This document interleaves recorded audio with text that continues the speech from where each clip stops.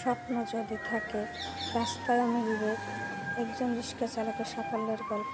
জীবন কখনো সহজ ছিল না, তার জন্য প্রতিদিন সকালে উঠে শুরু হতো লড়াই। কিন্তু আজ সে শুধু নিজের জীবনই পাল্টায়নি, বদলে দিয়েছে হাজার মানুষের ভবিষ্যতে।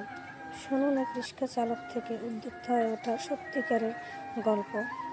তার নাম ছিল রহিম। বয়স তখন মাত্র 16।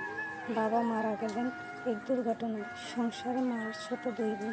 স্কুল ছাড়তে হলো কারণ ঘরে ভাত নেই। রিক্সা চালানো শুরু করলো প্রতিদিন সকাল 6টা থেকে রাত 10টা পর্যন্ত। কখনো কেউ ভাড়া কম দিত, কেউ গালিও দিত। তার মুখে একটা হাসি রাখত সে।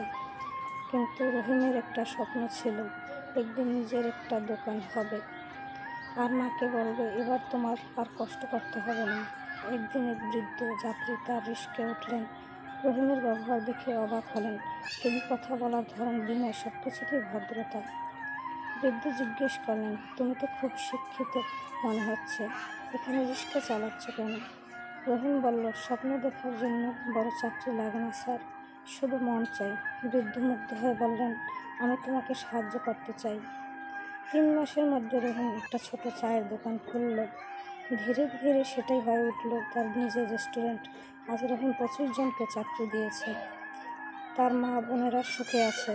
আর রহিম বলছে, আমি দরিদ্র ছিলাম, স্বপ্নহীন ছিলাম না। বন্ধুরা, জীবন যত কঠিনই হোক, কখনো স্বপ্ন দেখা থামিও না। কারণ যাদের মন বড়, তাদের সামনের দুনিয়ার বড় বড় রাস্তাও ছোট হয়ে যায়। তুমি যদি এখনো লড়াই করছো, মনে রেখো তোমার গল্প এখনো শেষ হয়নি। এই গল্পটা যদি তোমার মন ছুঁয়ে যায়, তাহলে একটা লাভ দিও আর শেয়ার করো এমন কারোর সাথে, যাকে আজ একটু প্রেরণা দরকার।